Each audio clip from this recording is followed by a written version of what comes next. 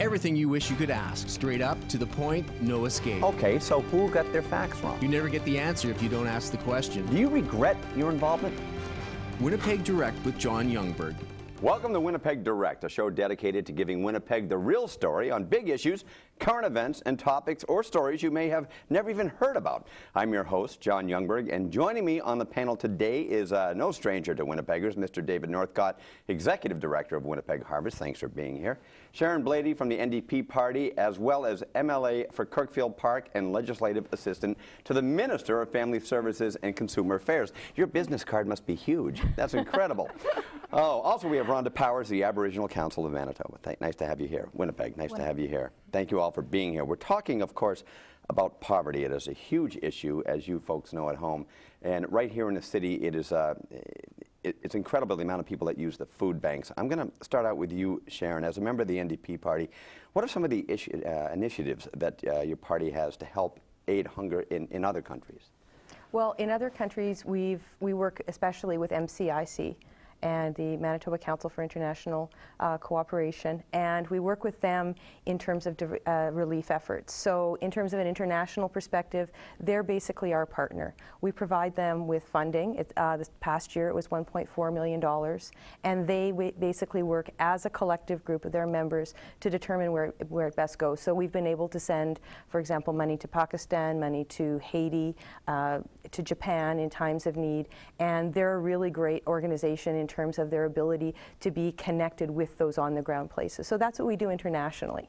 But as far as that goes, and that's great, I mean, yeah, it's important to help out around the world, but couldn't some of that money be better used right here in our province? With the stats are staggering. Yeah. Well, what's interesting is, for starters, I mean, the first thing to say is that one person in poverty is always one too many. Right. But what we have been able to do over the past decade is reduce the rate of poverty in the city within the province, I should say, to being the second lowest in the country. We have the second lowest rate of child poverty and the lowest rate of for poverty with single families. Again, one person is always too many, but how we've put together the budgets have always been with that idea of making sure that we invest in jobs, that we invest in affordable housing, invest in education. All of those things help reduce poverty in so many ways. Okay, Rhonda, what are your thoughts on this? Do you agree that Manitobans should be spending their dollars helping feeding children in other countries, or would we be better off, I'm not saying ignore that situation, but better off to fund more?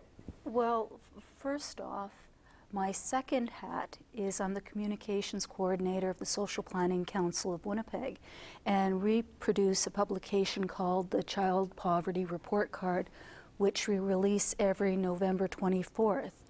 And the province uses a different measure than we do. They use the market basket measure, and we use LICO.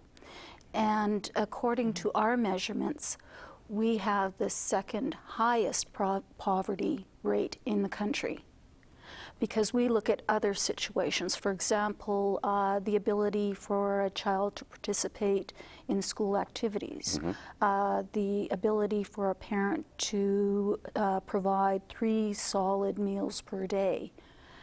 We look at housing costs. We look at every aspect of, shall we say, the quality of their lives, which the market basket measure does not. Okay. So in your opinion, more should be put right back here? Yes. All right. David, you've been with Harvest forever, for many years, and Mark Twain had a saying that there are 3 types of lies. There are lies, damn lies, and statistics. 38% of the people using food banks, that's the numbers I have, are children. Is that dead on, or is it underestimated? And what do you think is behind all of this increase? Yeah, and I think it doesn't, I mean, stats are stats, and you can use all sorts of stats to try and describe this thing called an iceberg. I think the issue of only one child or being poor and hungry, you're right, one is not acceptable. I think the numbers that we see in Manitoba, the last full hunger count, which was released last year, showed 38% children using a food bank in Manitoba, and the numbers we see now is 51% of the food bank population in this province are children. 51%. That's incredible. And 7% are infants. Now, when we've been working closely with the province and to be able to look at how do we cooperate and collectively cooperate, because it needs all of our efforts to move and wrestle this issue. It's a housing issue, it's a health issue, it's an economic issue, et cetera, et cetera, et cetera. But the biggest damage of all is what the damage it does to the spirit of this community called Manitoba. And the separation, the growing separation between rich and poor in Canada and the way it's expressed in Manitoba is just not right.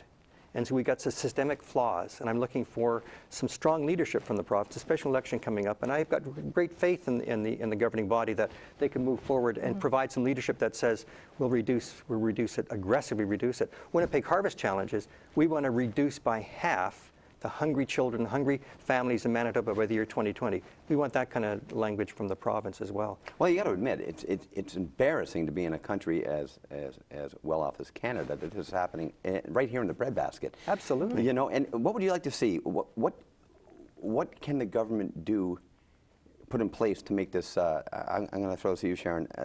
What would you like to see that would help maybe push this forward? Well, I think David and Rhonda both made excellent points about one of the issues is the fact that it's systemic. It's not unicausal. There are so many factors at play. Right. And the biggest part of this is really about building those kinds of partnerships, because working with the folks that are actually in the trenches, that means you can deal with the project, the whole process from the ground up. Okay. It's one thing to be a governing body and to say, this might be a good idea. It's another thing to get that advice from the ground up and to know what actually works. The ability to build those relationships and to find out, because in many cases, most people that are experiencing poverty, it is not because of one thing. It's a complexity of issues. Are there education issues? Are there employment issues? Are there housing issues? And it seems to be that if one thing happens to go wrong, it can snowball. So how is it that we wrap supports around people? How is it that we make sure that if they need educational supports, that while we're giving them that opportunity to go, for example, to get a higher level of education, which will increase their employment opportunities, make sure that we still keep social services wrapped around them, because there was a time that if you did try to get off the path of seeking assistance, you had to do so at the loss of services that would support you, and you would get into a no-win situation. Now, by programs like Rewarding Work, it's that idea of a hand up.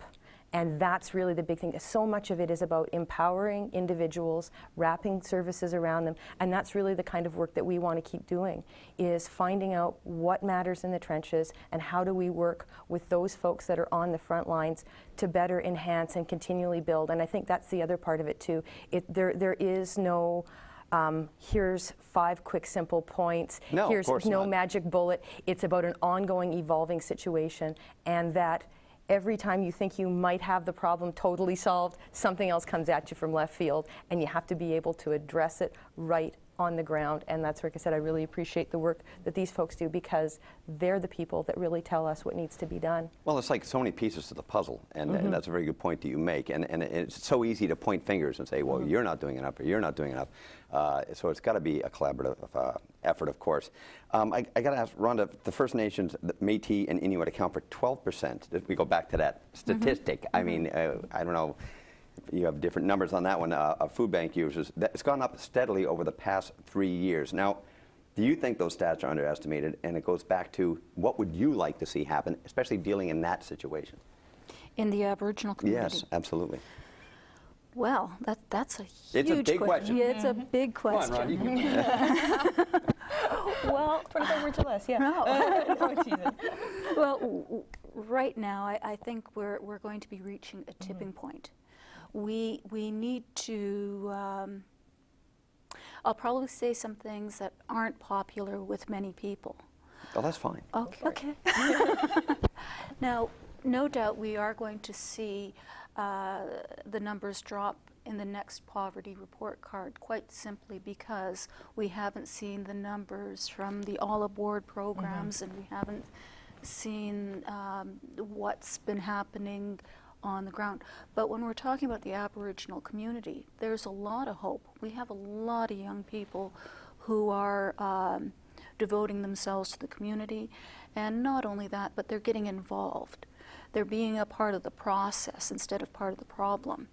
We have young men like Michael Champagne, who's getting people mobilized for the provincial election to educate his community.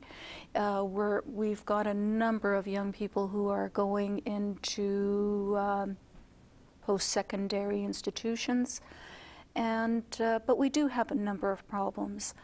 And one of my biggest peeves is if you walk into any agency in the province of Manitoba, you will see on the walls, don't smoke while pregnant, don't drink while pregnant.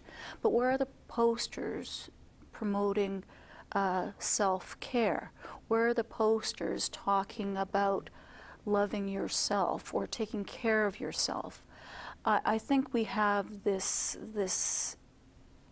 misguided belief that once you have a child, the child will love you and it'll replace the love that you didn't have as a child. Right. And instead, what's happening is we have more children in care today than we had children in the residential school system.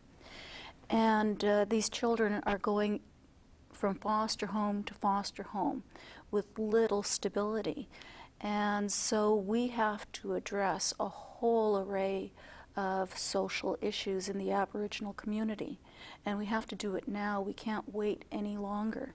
It's, like I say, I go back to a daunting task. What do you think, Dave? You're on the front lines, as you all are, but what do we need to do to turn this around? I think we need to have leadership in the First Nations community. I agree with Rhonda. There's some huge hope and leadership coming through that First Nation community. Huge. I would love the First Nation community to say the rest of Manitoba, let's work together to make sure no child in this province becomes hungry or becomes poor. All children, not just First Nation, but have that leadership and the First Nation community say, let's do this together. We'll help champion this issue to the province as well. And I think that's remarkable. The other piece is there's some systemic flaws we have to address. Okay. Families are not getting enough money, period. The welfare rates in the last 20 years, doesn't matter which party, they both have to be pointed fingers at. The welfare rates went down in 20 years. On all levels and all categories. So people aren't getting enough dollars. There's some transfer payments that try and top up, there's programs, et cetera, but basically there's not enough dollars in the family to safely participate in our community.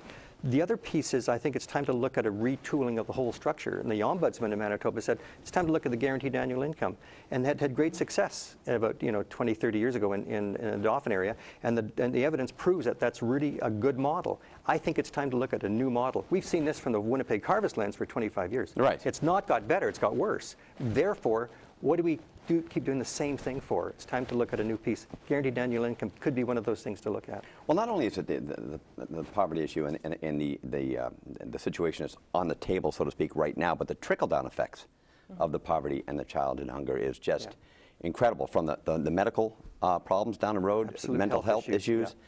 That whole shebang. I mean, because we're all going to be, we're all dealing with that. It's a huge economic issue. It's a huge health issue. It's a huge education issue. It's like you've said before. There's a lot of components. That means we need different relationships now than before. Leadership from First Nation to be able to say, let's deal with all Manitobans. Leadership from the province, and which you guys have been doing. I think it's time to strengthen it even more. Winnipeg Direct is coming right back. We have more stimulating conversation for you right here, so don't go away.